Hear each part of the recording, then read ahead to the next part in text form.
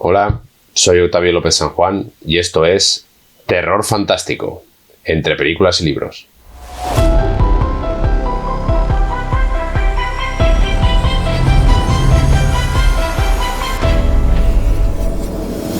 Bienvenidos a mi primer vídeo del canal Terror Fantástico, donde vamos a hablar de esas películas que nos apasionan. Para este primer vídeo he preparado un especial sobre Los Cazafantasmas, ¿no? El clásico de 1984, dirigido por Ivan Reitman, que además fue protagonista del primer libro que escribí. ¿A quién vas a llamar? La historia de Los Cazafantasmas, ¿no? Es mi primer libro que escribí hace ya 10 años y que le tengo mucho cariño. Y hemos preparado una especie de top 10 de anécdotas, de cosas que a lo mejor no sabías sobre Los Cazafantasmas. Así que nada, allá vamos.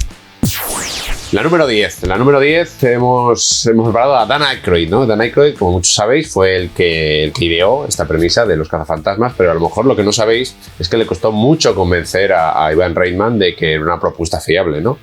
De hecho, hasta que no se disfrazó él mismo con un traje de cazafantasmas que se había preparado él y un equipo de protones un poco rudimentario, se grabó a sí mismo en vídeo y se lo envió a Ivan Reitman, y los productores no consiguió convencerles, ¿no?, de que eso se podía llevar a cabo. Así que gracias al tesón de Dan Aykroyd, que insistió una y otra vez, se pudo obtener luz verde para la película. Para 9, el guión de Cazafantasmas está escrito a 4 manos por Dan Aykroyd y Harold Ramis, ¿no?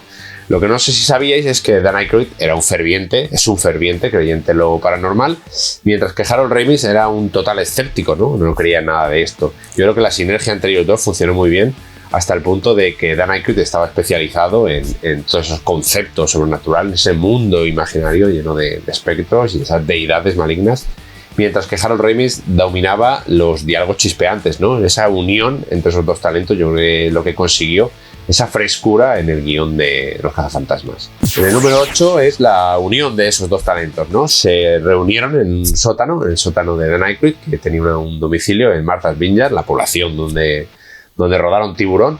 Se metieron en un sótano durante varias semanas y ahí empezaron una tormenta creativa y de ahí salió Los Cazafantasmas, ¿no?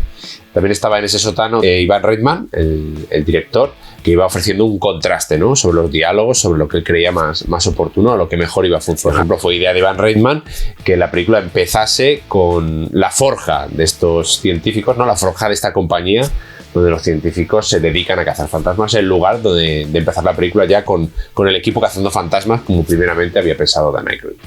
Para el número 7 hemos traído los perros del terror, ¿no? Los perros del terror, que son esas bestias demoníacas con esos cuernos que son así muy voluminosos, ¿no? Pero ¿por qué se le llaman perros del terror si no se parecen nada a un perro? Se parece más a un buey, ¿no? Bueno, pues porque originalmente los bocetos originales de arte conceptual eran muy parecidos a unos perros putrefactos, ¿no? Lo que pasa es que luego, como el desarrollo creativo fue evolucionando, se fueron transformando en lo que conocemos actualmente, ¿no? Y esta fauna, los perros del terror y todos estos bichos sobrenaturales que salen en la película, que con esa variedad tan grande, fue en parte debido al talento de los artistas que procedían de Heavy Metal, la mítica revista, ¿no? Que muchos colaboraron en el arte conceptual hasta de conseguir esos diseños escalofriantes, ¿no? Como el fantasma de la bibliotecaria o ese taxista cadavérico, ¿no? Que a mí me daba mucha grima, o cabeza cebolla, como se llamó entonces, que luego se convirtió en moquete, ¿no? Para el número 6 vamos a tratar ese experimento de Dr. Beckman al que somete a sus alumnos, ¿no? Que le dan unas cargas de electroshocks y fallan, eso de las tarjetas, de adivinar el símbolo de las tarjetas, ¿no? Bueno, pues eso está basado realmente en un experimento de Stanley Milgram, este científico, que sometió a prueba a varios sujetos a los que les obligaban, ¿no? Había una persona que les decía: tienes que dar una descarga a ese sujeto, ¿no?, si se equivoca unas preguntas. Y lo que no sabía el sujeto sometido a la prueba es que a la persona que le iba a dar las descargas era un actor que estaba fingiendo, ¿no? Pero lo que quería demostrar Stanley Milgram es que estas personas, estos sujetos, nunca se cuestionaban la orden si venía de una persona autoritaria o a los que ellos otorgaban cierta autoridad, y le imprimían las descargas aunque la otra persona estuviese retorciéndose de dolor. Y solo una persona fue la que se opuso cuando vio a la otra, pues a la víctima de las presuntas descargas retorciéndose de dolor, la que dijo: oye, yo no voy a continuar con esto, ¿no? O sea que Milgram tenía razón, ¿no?, en ese aspecto, en el que si una persona recibe una orden de una autoridad, ni siquiera se lo cuestiona, ¿no? A mí me lo han dicho, ¿no? Y de ahí procede esa mítica escena de la película de Los Cazafantasmas. Para el número 5 vamos a hablar del Ecto 1, ¿no?, el ectomóvil. ese famoso vehículo tan característico, ¿no? Blanco, con el logo de los cazafantasmas en las puertas. Lo que no sé si sabíais que en una versión preliminar del largometraje, el Ecto 1 tenía como alma, estaba vivo, ¿no? De hecho, en las escenas eliminadas de Blu-ray se puede ver cómo a un policía le pone una denuncia y el coche tira la denuncia, ¿no? Con el retrovisor, ¿no? Esto viene un poco heredado de Granujas Todo Ritmo y el Blues Mobile, ¿no? Que también hacía cosas un poco que desafiaban la lógica y la realidad. Pero cuando vieron que esto podía afectar, ¿no? a la credibilidad del largometraje, porque Ivan Reitman y Harold Ramis y Dan Aykroyd estaban muy preocupados de que el espectador llegase un momento ya que se distanciase de la película de ver tanta cosa un poco creíble, ¿no? Tanta cosa sobrenatural, y se preocuparon de que todo lo que envolvía al mundo de los fantasmas tuviera una gran cotidianidad, ¿no? Que fuera real, desde los personajes hasta el resto de los elementos, como ocurrió con el Ecto 1, ¿no? Entonces decidieron suprimir esa faceta más sobrenatural del coche y dejarlo como un vehículo normal.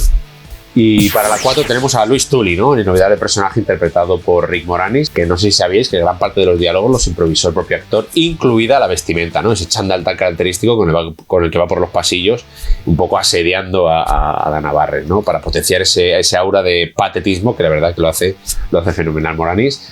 Pero bueno, también no hay que olvidar que es el protagonista de un coito interdimensional brutal, ¿no? Para el recuerdo, y eso hay que remarcarlo también. A pesar del patetismo, pues tiene esa faceta más interesante de alguna manera. Para el número 3 hemos elegido a Stay Puft, el muñequito de los Marshmallows, ¿no? El inolvidable muñeco de caramelo dulce que aparece al final de la película, invocado por Ray, ¿no? Que no se le cuela dentro y no puede evitar pensar en él, ¿no?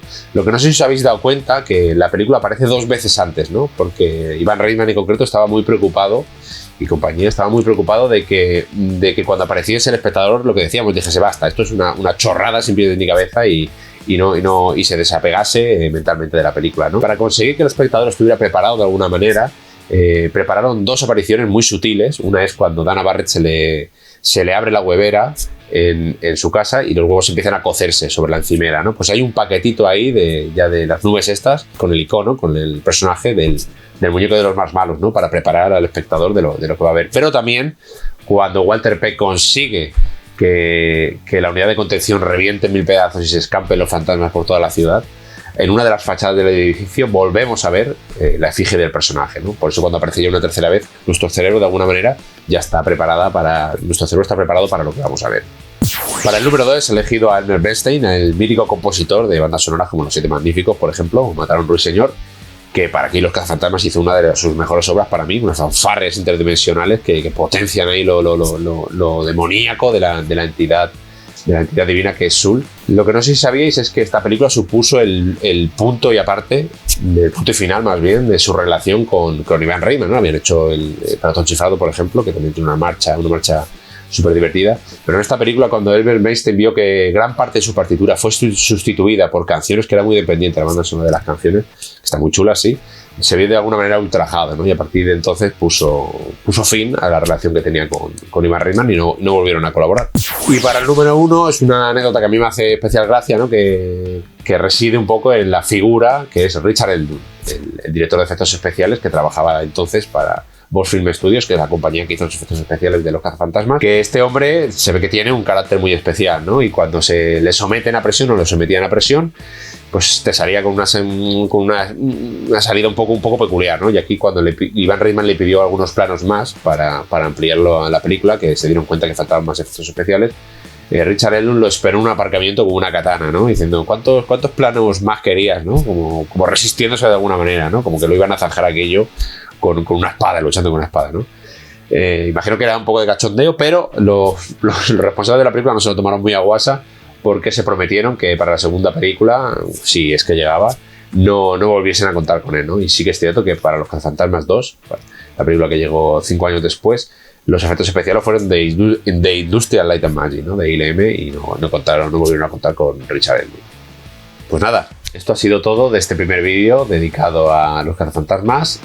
Espero que os haya gustado, que me perdonéis por todos los tropiezos y errores que haya podido cometer en este primer programa, que estoy un poco nerviosete con esto de empezar. Y nada, si os ha molado, darle a like, compartir, suscribiros al canal. Dentro de poco publicaremos más vídeos sobre otras películas y muchas gracias por haberlo visto. Esto ha sido todo en Terror Fantástico.